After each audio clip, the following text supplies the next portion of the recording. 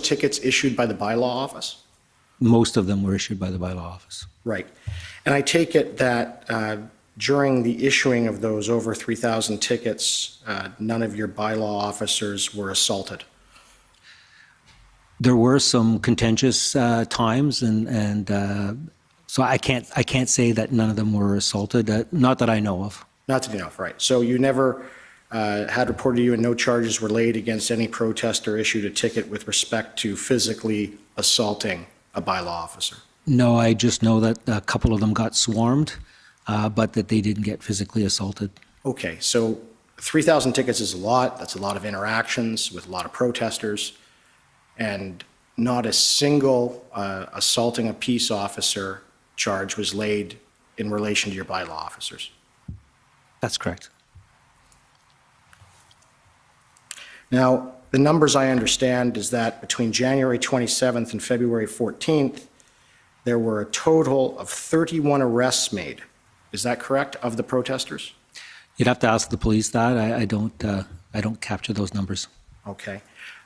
You don't keep those sort of numbers? You don't capture those sort of numbers? I don't manage the police. I manage all other emergency services in the city of Ottawa. Okay. To your knowledge, is it not true, again, you don't have to, if you don't have the information, please just advise. To your knowledge, is it not true that only 16 people of the protesters between that same time period, January 27th and February 14th, were charged? I can't speak to that. Thank you. Now, dealing with some of the stuff with respect to the cooperation of the leaders of the protest, as well as dealing with the safety lanes and that sort of thing, is it not true that the protest leaders were actually concerned about maintaining the safety lanes and raised that with you? They did. Right. And they wanted to ensure that the lanes were open so that emergency vehicles could always get through? Correct. Right. And the protest leaders cooperated with you and the city in maintaining those safety lanes, right? Yes. Right. And they maintained them? For the most part, yes. Yeah.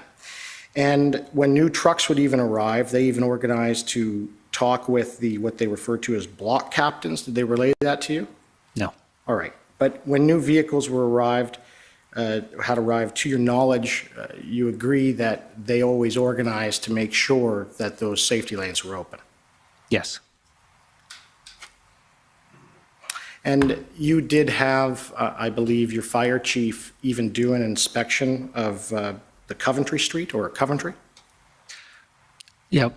Just for clarity, the fire chief wouldn't have done the inspection, but one of his chief officers would have. So there are many different chief levels within the fire service. Right. And when that fire chief did the inspection, he asked them not to have any open, he did not, or he asked them not to have any open fire pits. Isn't that right? I can't speak to that. I don't Okay. I don't know the contents of that. Right. I understand that you attended a logistics meeting at City Hall on Sunday evening of February 13th to discuss the truck's moves. Yeah, that's the only time I ever met with the organizers of the protest. Is it not true that at that meeting the protesters explained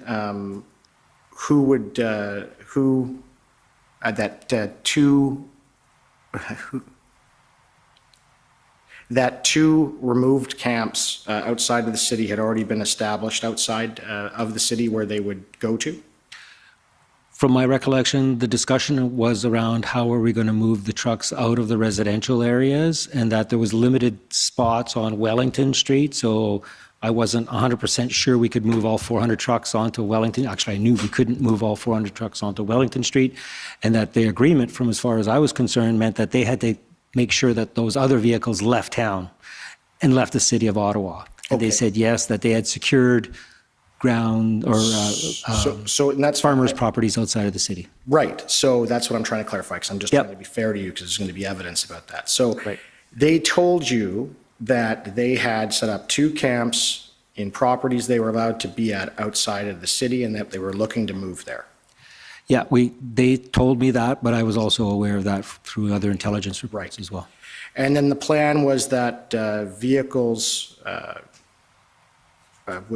vehicles would go there, and then there would be some other vehicles that would go to Wellington. Is that correct? Correct. Right. And the city agreed to that.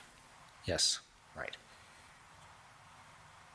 Now, if the protesters were able to move the vehicles on Tuesday and Wednesday, which is February 15th and 16th, as had been agreed, can you agree that the result would have been most, if not all, of the vehicles would have been cleared out of downtown except for Wellington? I can't agree with that only because I didn't see a lot of vehicles moved except for the ones we allowed onto Wellington. So there seemed to be some movement onto Wellington, but no movement out of the city as was agreed to. So if there would have been a good faith movement on both parts, then I could maybe agree to that, but I can't today. Right, but isn't it true, and the Commission's heard evidence, that the move onto Wellington eventually got blocked? It got stopped by police, yes. Right, so it got stopped by the police, so the deal didn't go through because of the police.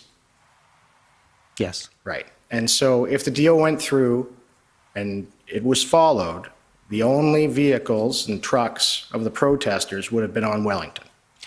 I am not confident that would have happened. Right. But there was no reneging on the deal on behalf of the protesters at the time, and that's the evidence the Commission's heard today or to date. Would you agree with that? Yes, but Thank you. But the delta was they didn't control all the people in that block. They said they wanted to control all of them and they hoped that they would have all of their buy-in, but they didn't. They had difficulty moving the 40 to Wellington Street because people didn't want to move.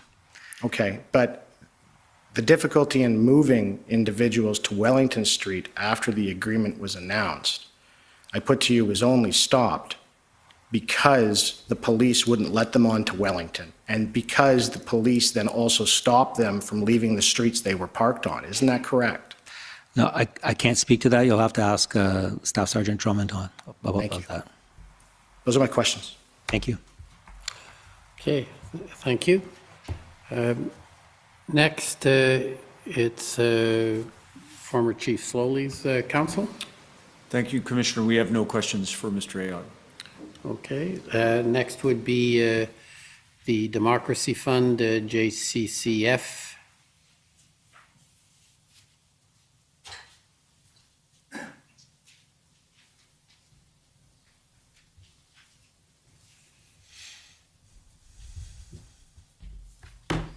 Good afternoon, Mr. Ayotte. My name is Rob Kittredge, and I represent the Justice Center for Constitutional Freedoms, and we have 5 exciting minutes here together today. So I'm going to plow through a number of questions. Parking tickets serve as a deterrent to illegal parking, don't they? They do. When people know that parking illegally will get them a ticket and a fine, that deters at least some people from parking illegally, doesn't it? Yes, of course. I'd like to understand a little more about how often Ottawa parking enforcement people can ticket an illegally parked vehicle in the ordinary course of business. So let's say, just to pick a totally random hypothetical example, that I parked my car this morning in the middle of Wellington Street, obstructing traffic, and I left it there for 2.5 weeks. Assuming that for some incomprehensible reason my car didn't get towed, how many parking tickets could I possibly find on my windshield at the end of that period of time? That's a very good question, and I don't have that answer for you. I don't know the minutiae of the regulations. My background is the fire chief, and now Right. I'm managing all of this, but I don't have that knowledge. Could a parking ticket be issued daily to an illegally parked vehicle? I would have to get that information for you. Would you assume that probably a parking ticket could be issued daily? I believe it could, because the parking infractions, the signs would say you can't park between a certain time period, and then once that time period lapsed, the next day, the time period would start up again. But So it'd be reasonable